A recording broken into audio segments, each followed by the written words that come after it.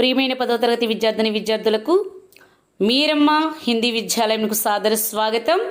ఈరోజు పాఠ్యాంశంలో భాగంగా అంటే 100వ వీడియోగా హిందీ వ్యాకరణాంశమైనటువంటి కారక్ నేర్చుకుందాం. ఈరోజు కామెంట్ బాక్స్లో మరి వ్యాకరణాంశము కారక గురించి మీరు వీడియో చేశారా టీచర్? ఒకవేళ చేసినట్లయితే మాకు చెప్పండి అని అన్నారు. సో నేను కారక గురించి అంటే అక్కడక్కడ భాషాకి బాతులు వచ్చినట్టు చెప్పాను కానీ ప్రత్యేకించి చేయలేదు. సో అడిగినటువంటి మీకోసం ప్రత్యేకించి నేను కారక్ అనేటువంటి వ్యాకరణాంశం అనేది చెప్పడం జరుగుతుంది. देखिए कारक वाक्य में जिस शब्द का संबंध क्रिया से होता है उसे कारक कहते हैं. इन्हें विभक्ति या परसर्ग भी कहा जाता है. ये सामान्यतः स्वतंत्र होते हैं और संज्ञा या सर्वनाम के साथ प्रयुक्त होते हैं. हिंदी में 8 कारक माने गए हैं. కారక్ అంటే ఏంటి అసలు అంటే వాక్యములో ఏ శబ్దం యొక్క సంబంధం క్రియతో పాటుగా ఉంటుందో అంటే ఏ పదము యొక్క సంబంధము మరి ఆ యొక్క క్రియతో ఉంటుందో దానిని ఆ క్రియ యొక్క కారక్ అని అంటాం. ఇన్హే విభక్తి యా పరసర్గ భీ కహా జాతా హై. దీనిని ఏమంటారు అంటే ఆ కారక చిహ్ననే విభక్తి అని గాని పరసర్గ అని కూడా అంటారు. ఇది సామాన్యంగా స్వతంత్రంగా ఉంటాయి ఈ కారక చిహ్నాలు. సంజ్ఞతో గాని లేదా సర్వనామంతో పాటుగా ఇవి మరి మనకి ప్రతిబింబిస్తూ ఉంటాయి వాక్యంలో. హిందీలో చూసినట్లయితే కారకు 8 రకాలుగా ఉంటుంది. విభక్తి కారక కా నామ్ చిహ్న, తెలుగులో మనం విభక్తులు అంటాం. చూడండి, ప్రథమ మనకి తెలుసు కదా, మీరు బాగా నేర్చుకుంటారు. డూము ఊలు ప్రథమ విభక్తి, కిన్కుని యొక్క లోన్ లోపల షష్ఠి విభక్తి ఇలా ఉన్నాయి కదా. సో అలా అనమాట ప్రథమ విభక్తి. దీనిని హిందీలో ఏమంటాం? కర్త కారక్ అంటాం. చిహ్న వచ్చి నే. అలాగే దూసరా ద్వితీయ విభక్తి, हिंदी में कर्म कारक, चिन्ह है को. तीसरा तृतीय विभक्ति, हिंदी में कर्ण कारक, चिन्ह से के द्वारा. चतुर्थी विभक्ति, हिंदी में संप्रदान कारक कहते हैं, चिन्ह को के लिए. और पंचमी विभक्ति, हिंदी में अपादान कारक कहते हैं, से. इसका चिन्ह से. మీరు చూడండి, కరణంలో కూడా సే ఉంది, అపాదాన్లో కూడా సే ఉంది. అయితే అపాదాన్లో సేని అలగా అంటారు, అంటే వేరు చేసేటువంటిది అనేటువంటిది అనమాట. షష్ఠీ విభక్తి సంబంధ కారక कहते हैं, चिन्ह का के की. सप्तमी विभक्ति अधिकरण कारक कहते हैं, चिन्ह में पर. और 8वां संबोधन कारक कहते हैं, चिन्ह है अरे अहो. अब देखिए कर्ता कारक. कर्ता कारक चिन्ह है ने. कर्ता का अर्थ है क्रिया को संपन्न करने वाला. కర్త అంటే అర్థం ఏంటట? క్రియను సంపన్న కరణేవాళ్ళు, అంటే ఆ క్రియకు ఒక హుందాతనాన్ని, ఒక పర్టికులర్ని తీసుకొచ్చేది ఏదైనా ఉంది అంటే అది క్రియ. క్రియాకు సంపన్న करने वाले को क्या कहते हैं? कर्ता कहते हैं. कर्ता कारक भूतकाल में ही ने प्रत्यय का प्रयोग कर्ता के साथ होता है. మరి ఈ నే ప్రత్యయ ఏదైతే ఉందో, కర్తాకారక అయినటువంటి నే ప్రత్యయ ఏదైతే ఉందో కేవలం భూతకాలంలో మాత్రమే దీనిని ఉపయోగిస్తాం. ఉదాహరణ देखिए, అధ్యాపక్ నే పాఠ్ పడాయా, మరి ఉపాధ్యాయులు పాఠాన్ని చదివించారు. దుకాందార్ నే బులాకర్ చిమటా దే దియా. మనం హామీద్ లెసన్ లో చూసాం, దుకాణదారు పిలిచి మరి చిమటాని ఇచ్చెను. అధ్యాపక్ నే పాఠ్ పడాయా, ఉపాధ్యాయులు పాఠం చదివించెను. దుకాందార్ నే బులాకర్ చిమటా దే దియా, మరి అక్కడ దుకాణదారు పిలిచి మరి చిమటాని ఇచ్చెను. సో ఇట్లా ఫాస్ట్ టెన్స్ లో భూతకాలంలో మాత్రమే కర్తతో పాటుగా ఈ నే ప్రత్యయ అనేది రావటం జరుగుతుంది అనమాట. दूसरा देखिए कर्म कारक, कर्म कारक चिन्ह को, चिन्ह को। कर्म का अर्थ है क्रिया से ప్రభావిత होने वाला। మరి కర్మ యొక్క అర్థం ఏంటంటే క్రియ వలన ప్రభావితం అయ్యేటువంటి దాన్ని మనం కర్మ అంటాం। కర్మ का अर्थ है क्रिया से ప్రభావిत होने वाला। మరి కర్మ అంటే అర్థం ఏంటి? క్రియ వల్ల ప్రభావితం అయ్యేటువంటి దానిని కర్మ అని అంటాం। वाक्य में क्रिया का फल कर्म पर पड़ता है तो उसे कर्म कारक कहते हैं। మరి వాక్యములో క్రియ యొక్క ఫలితం కర్మ మీద పడినట్లయితే దానిని కర్మకారక్ అని అంటాం। ఉదాహరణ देखिए पिता ने पुत्र को बुलाया। మరి నాన్నగారు ఎవరిని పిలిచెను? కొడుకుని పిలిచెను। दूसरा में देखिए माँ ने बच्चे को खाना खिलाया। అమ్మ పిల్లవానికి అన్నము తినిపించెను లేదా భోజనము తినిపించెను। అంటే తినిపించెను, ఎవరికి తినిపించెను? పిల్లవానికి। బులాయా పిలిచెను, ఎవరిని పిలిచెను? పుత్రుకో అంటే క్రియ యొక్క ఫలితము ఎవరి మీద ఆధారపడి ఉంది? ఇక్కడ కర్మ మీద ఆధారపడి ఉంది। సో ఇలా క్రియ యొక్క ఫలితము కర్మ మీద ఆధారపడినట్లయితే కర్మకారక్ అని అంటాం। సో ఈ కర్మకారక్ యొక్క చిహ్నం ఏంటి? కో అన్నమాట। సో కో కర్మకారక్ యొక్క చిహ్నం।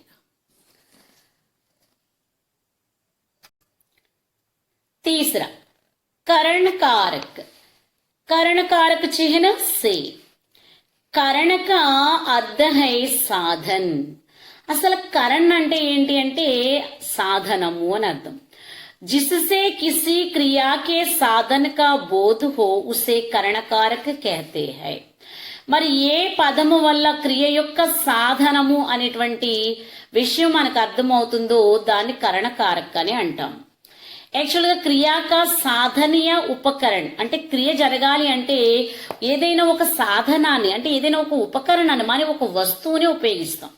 ఆ వస్తువు ఉపయోగించకుండా క్రియ జరగటం అనేది జరగదన్నమాట।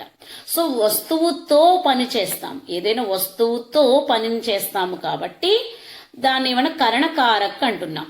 అంటే ఇక్కడ సే అంటే తో అనేటువంటి మీనింగ్ లో వస్తుంది। లత కలం సే లిఖతీ హై, లత రాస్తుంది, దేనితో రాస్తుంది? కలం సే పెన్నుతో రాస్తుంది।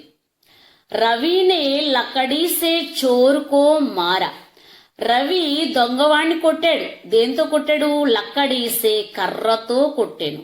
అంటే కర్రతో, పెన్నుతో, అలాగే చాకుతో ఫల్ కాట, చాకుసే ఫల్ కాట్ దియా, చాకుతో ఫ్రూట్స్ ని కట్ చేయడం। అంటే ఒక వస్తువుతో అంటే వస్తువును ఉపయోగించకుండా క్రియ జరగదన్నమాట। సో ఉపకరణాన్ని లేదా సాధనాన్ని ఉపయోగిస్తున్నాము కాబట్టి దాన్ని ఏమన్నా కరణకారక్ అని అంటున్నాం। और चौथा संप्रदान कारक, संप्रदान कारक का चिन्ह है के लिए को। जिसके लिए कर्ता काम करे उसे సంప్రదాన కారక कहते हैं। మరి ఎవరి కొరకు ఎవరి కోసమైతే కర్త పనిచేస్తుందో దాని సంప్రదాన కారక్ అని అంటారు। అతిథి కేలియే చాయ్ లావు, మరి చుట్టం వచ్చారట, ఆ చుట్టం కోసం ఆ చుట్టం కొరకు చాయ్ తీసుకురా అంటున్నాం। అతిథి కేలియే చాయ్ లావో, చుట్టం కోసం చాయ్ తీసుకునేది। తుమ్ రాణికో 10 రూపాయే దో, నువ్వు రాణికి 10 రూపాయలు ఇవ్వు। సో ఎవరి కోసమైతే కార్యం జరుగుతుందో క్రియ జరుగుతుందో దానిని ఏమన్నాము? సంప్రదాన్ కారక్ అని అన్నాం। और पांचवा అపాదాన్ కారక్ సే। చూడండి మన కరణకారక్ సేనేమన్నాం? తో అనే మీనింగ్ లో ఉపయోగించాం, కానీ అపాదాన్ కారక్ వచ్చేసరికి నుండి అనే అర్థంలో సేను ఉపయోగిస్తూ ఉన్నాం। जिससे किसी वस्तु के अलग होने का पता चलता है। మరి దేనితో అయితే ఒక వస్తువుని అలగ్ హోనేకా పత అంటే వేరు చేయుట, ఒకదాని నుంచి వేరొక వస్తువుని వేరు చేయట అనేటువంటిది మనకు తెలుస్తుందో దానిని ఉసే అపాదాన కారక कहते हैं. ఆ వేరు చేయబడుటని ఏమంటాము? అపాదాన కారక అని అంటాం. పేడ్ సే పత్తే గిర్తే హై, మరి చెట్టు నుండి ఆకులు రాలును. రవి గర్సే నిక్కల్ గయా, రవి ఇంటి నుండి వెళ్ళిపోయిన. ఇక్కడ నోట్ చూడండి, అపాదాన कारकమే अलग होने, निकलने, ढरने, सीखने, तुलना करने के भावों का भी बोध होता है. మరి అపాదాన కారకులు వేరు చేయబడటం, బయలుదేరటం, లేదా భయపడటం, నేర్చుకోవటం, లేదా తులన అంటే సరితూచి చెప్పడం, ఇలాంటి భావాల యొక్క బోధ ఇక్కడ మనకి కనిపిస్తూ ఉంటుంది. మనం ఇక్కడ ఇంకొక ప్రాముఖ్యమైన విషయం ఏంటంటే, కరణకారకు అపాదాన కారకులో ఉన్నటువంటి అంతరం అనే భేదం ఏంటో మనం తెలుసుకోవాలి. భేదం చూసినట్లయితే చూడండి, कर्ण कारक और अपादान कारक में अंतर. कर्ण और अपादान दोनों कारकों में से चिन्ह का प्रयोग होता है. మరి ఇక్కడ కరణకారక చిహ్నం, అపాదాన కారక చిహ్నం రెండిట్లోనూ కూడా మనం సే అనేటువంటి ఆ చిహ్నాన్ని, ఆ గుర్తును మనం ఉపయోగిస్తూ ఉన్నాం. కింటూ ఇన్ దోనో మే మూలభూత అంతర్ హై, ఈ రెండిట్లోనూ చాలా తేడా ఉంది. కరణ్ క్రియాక సాధనీయ ఉపకరణ హై, కరణకారకులో వాడేటువంటి సే ఏం చేస్తుంది? క్రియ యొక్క సాధనముగాను లేదా ఉపకరణముగాను మనకి కనిపిస్తూ ఉంది. कर्ता कार्य संपन्न करने के लिए जिस उपकरण या साधन का प्रयोग करता है उसे करण कहते हैं. మరి వాక్యంలో ఇవ్వబడినటువంటి కర్త క్రియను జరపడానికి ఉపయోగించేటువంటి ఆ వస్తువు, ఉపకరణం గాని లేదా సాధనం గాని ఏదైతే మనం ప్రయోగిస్తున్నామో దాన్ని కరణ అని అంటున్నాం. ఉదాహరణ దేకి, మై కలం సే లిఖతా హూ, నేను పెన్నుతో రాస్తున్నాను. యహా కలం లిఖనే కా సాధన, అంటే లిఖన అనేటువంటి క్రియ జరగాలి అంటే ఇక్కడ కలం అనేటువంటి ఉపకరణాన్ని మనం ఉపయోగించాం. అంటే ఇక్కడ సాధనంగా దేన్ని ఉపయోగించాం? మనం కలంని ఉపయోగించాం. సో సాధనము ద్వారా క్రియ అక్కడ ఒక సాధనాన్ని, ఒక ఉపకరణాన్ని ఉపయోగించి జరుగుతుంది అంటే అది వాక్యము కరణకారకులో ఉన్నట్టు. ఆ సే అనేటువంటి చిహ్నాన్ని మీరు ఎలా గుర్తించాలి? కరణకారకులో ఉంది అని ఉపయోగించాలి. అపాదాన్ మే అలగావ్ కా భావ్ నిహిత్ హై. అదే అపదాన కారకులు మనం చూసినట్లయితే అలగా అంటే వేరు పడటం అనేటువంటి భావం మనకి కనిపిస్తుంది. జైసే పేడ్ సే పత్తా గిరా, చెట్టు నుండి ఆకు రాలేను. యహా అపాదాన కారకు పేడ్ మే హై, మరి ఇక్కడ అపాదాన కారక్ ఎక్కడుంది? చెట్టులో ఉంది. పత్తే మే నహీ, ఆకులో లేదు, చెట్టులో ఉంది. జో అలగ్ హువా హై ఉస్మే అపాదాన కారకు హోతా హై. ఏదైతే జో అలగ్ హువా హై, ఏదైతే వేరు చేయబడిందో దానిలోనే అపాదాన కారకు ఉంటుంది. పేడుతో అపనీ జగ స్థితి, చెట్టు అక్కడే ఉంటుంది, చెట్టులో తేడా ఏమి ఉండదు. పత్తా అలగ్ హోగయా, కానీ ఇక్కడ వేరుపడింది ఏంటి? ఆకు వేరు పడిపోయింది, అందుకని చెట్టు నుండి వేరుపడి రాలిపోయింది. అత స్థిర వస్తువు అపాదాన కారకు హోగి, మరి స్థిరమైనటువంటి వస్తువు అక్కడ ఏదైతే ఉందో పేడు ఉంది కదా, అది మనకి ఏమవుతుంది? అపాదాన కారకు అవుతుంది అనమాట. संबंध कारक, छठवा है संबंध कारक. संबंध कारक का चिन्ह है का के की, जिसके द्वारा एक व्यक्ति से दूसरे व्यक्ति या वस्तु के संबंध का बोध हो उसे संबंध कारक कहते हैं. మరి దేని ద్వారా అయితే ఒక వ్యక్తి నుండి దూసరే వ్యక్తి లేదా ఒక వస్తువు నుంచి వేరొక వస్తువుకి సంబంధం తెలియజేస్తుందో దానిని సంబంధ कारक అంటాం. అంటే पारस्परिक संबंध को बताने वाले शब्द को संबंध कारक कहते हैं. उदाहरण देखिए, यह रवि का बेटा है, మరి ఇతను రవి యొక్క కొడుకు. ఏ రవి కే బేటే హై, మరి వీరు రవి యొక్క కొడుకులు. యహ్ రవి కి బేటీ హై, ఈమె రవి యొక్క కూతురు. అంటే ఇక్కడ पारस्परिक संबंध को बताने वाले शब्द चिन्ह को संबंध कारक चिन्ह कहते हैं. और सातवां है अधिकरण कारक. चिन्ह है में पर, जिससे किसी वस्तु के आधार का पता चलता है उसे अधिकरण कारक कहते हैं. మరి దేనితో అయితే ఒక వస్తువు యొక్క ఆధారంగా చేయబడి చెప్పబడుతుందో దాన్ని అధికరణ కారక అంటాం.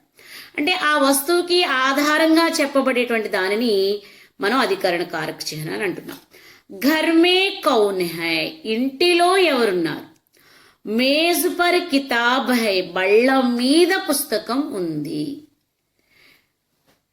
वस्तु का आधार पता चलता है, उसे अधिकरण कारक कहते हैं. చూడండి, పుస్తకం బల్ల మీద ఉందని తెలిసింది మనకి. అట్లాగే గర్మే కౌన, ఇంటిల్లో ఎవరున్నారు. సో ఇవి వస్తువు యొక్క ఆధారాన్ని తెలియజేస్తుంది కాబట్టి దీన్ని ఏమంటున్నాము, అధికరణ కారకం. और आठवा संबोधन कारक, हे हो रे अरे. जिस संज्ञा के द्वारा किसी को पुकारा या चेतावनी दिया जाए उसे संबोधन कारक कहते हैं. మరి ఒక సర్వనామం ద్వారా, ఏదైతే సర్వనామం ద్వారా ఒకరిని ఎవరినైనా పిలవటం కానీ లేదా హెచ్చరిక జారీ చేయటం కానీ జరిగినట్లయితే అలా సంబోధించే దాన్ని ఏమంటారు, సంబోధన కారక చిహ్న అని అంటారు. జ్ఞాన్ దేనే కి బాత్ హై కి సర్వనామం కా సంబోధన నహీ హోతా. అయితే ఇక్కడ సర్వనామాలు సంబోధింపబడవు అన్నమాట. ఓన్లీ సంజ్ఞలు మాత్రమే, సర్వనామాలు సంబోధింపబడవు. అరే మూర్ఖ్ సంబల్ జా, ఒరే మూర్ఖుడా, ఒరే మూర్ఖుడా సంబాల్ జా, కాస్త నిదానంగా వెళ్ళరా బాబు, సంబాలించుకుని వెళ్ళు, అరే అని పిలవడం. అలాగే హే భగవాన్, ఓ భగవంతుడా అని భగవంతుని ప్రార్థిస్తున్నప్పుడు మనం అడిగేది ఉంటుంది. సో ఇలాంటి భావ వ్యక్తీకరణతో మనం ఏదైతే సంబోధిస్తున్నామో, సంబోధనకి మనం ఏ పదజాలాన్ని అయితే ఉపయోగిస్తున్నామో ఆ కారక చిహ్నాలు ఏమంటాము, సంబోధన్ కారక చిహ్న అని అంటాము. ఈ విధంగా కారక చిహ్నం 8 ప్రకారకే హోతే హై. మీరు బాగా గుర్తు పెట్టుకోవాల్సింది ఏంటంటే కరణ కారక చిహ్నం, అలాగే మరి చెప్పుకున్నాం కదా అపాదాన కారక చిహ్న విషయంలో ఉన్నటువంటి తేడాన్ని మీరు మంచిగా గమనించినట్లయితే అక్కడ ఉన్నటువంటి దాన్ని గుర్తు పెట్టుకోగలిగితే మీకు కారక చిహ్నం మిగతా అయినవి కూడా పెద్ద ప్రాబ్లం ఉండవు. అక్కడొక్కటే మీరు కాస్త కన్ఫ్యూజ్ అవుతారు. సే అనేది రాగానే ఇది కరణ కారక లేకపోతే అపాదాన కారక. బాగా బండ గుర్తు ఏం చెప్పుకున్నాం, కరణ కారక అంటే తో అనే అర్థంలో ఉపయోగిస్తాం. అంటే ఒక క్రియ జరగాలి అంటే అక్కడ ఏదో ఒక వస్తువుతో మాత్రమే ఆ క్రియ జరుగుతుంది, అది కరణకారకం. అది అపాదాన కారకులు ఉపయోగించేసి అంటే నుండి వేరైపోతుంది, ఒక దాని నుంచి వేరైపోతుంది, వేరైపోతున్న అర్థంలో ఉపయోగిస్తున్నట్లయితే అది అపాదాన కారక చిహ్నం. ఈ చిన్న ట్రిక్, ఈ చిన్న డిఫరెన్స్ ఏదైతే ఉందో దీన్ని మీరు గుర్తుపెట్టుకోగలిగితే కారక చిహ్నంలో మీకు ఏ విధమైనటువంటి డౌట్ ఉండదన్నమాట. మీకు వ్యాకరణాంశం ఎలా ఉందో నాకు ఒకసారి కామెంట్ బాక్స్లో తెలియజేయండి. ఇంకా మీకు ఏమైనా కావాలంటే అడిగినట్లయితే నేను వాటిని కూడా చెప్పడానికి సిద్ధంగా ఉన్నాను. ధన్యవాదాలు.